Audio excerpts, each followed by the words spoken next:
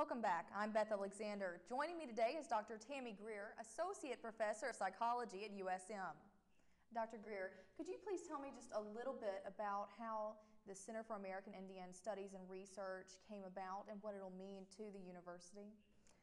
This was initiated by the Choctaw tribe, some members of the Choctaw tribe, our nearest American Indian neighbors.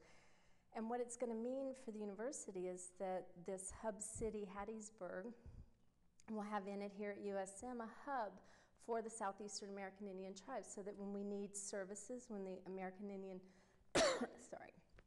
tribes need services, we'll be the place that they can go for those services. And if we can't provide those services, we'll find a place that they can receive those services. When they need educational opportunities, we'll have those. When they need research in their tribes to better themselves, to do better in their tribes, we'll have researchers here who are interested in working with them on those issues. Right. And now I understand there was a very large ceremony held for the opening of the center. Could you tell me a little bit about the unique events that happened that day? Yeah. On the 26th, we had what was called the Gathering, where the Southeastern American Indian tribes came to the Medicinal Garden out in back of the International Building and celebrated the opening of the Center for American Indian Research and Studies. We had social dancing and some ceremonies, blessing ceremonies at the garden, and just also food, native food, all sorts of things. With all of the budget cuts that are going on here at USM, how does the center fit into that? Well, this is truly a grassroots effort. The community initiated it, the Indian community initiated it. We began this at no cost to the university. The center will operate on external funding and funding from the tribes and funding from people who are interested in building this center and making it a great place. Right.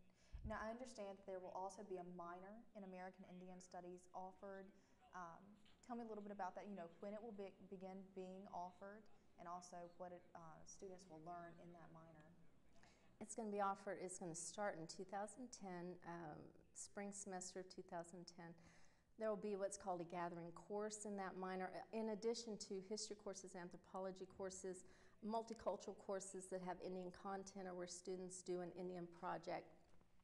The gathering course will have American Indian scholars and other scholars who have expertise in American Indian issues come and talk to the students and to anybody actually in the community who wants to come to the course about American Indian issues. So it'll be a great course because we're going to have scholars coming and talking about American Indian issues to the students.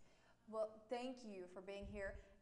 Mercer's up next with Hub Stumper and a story on Greeks building a better life.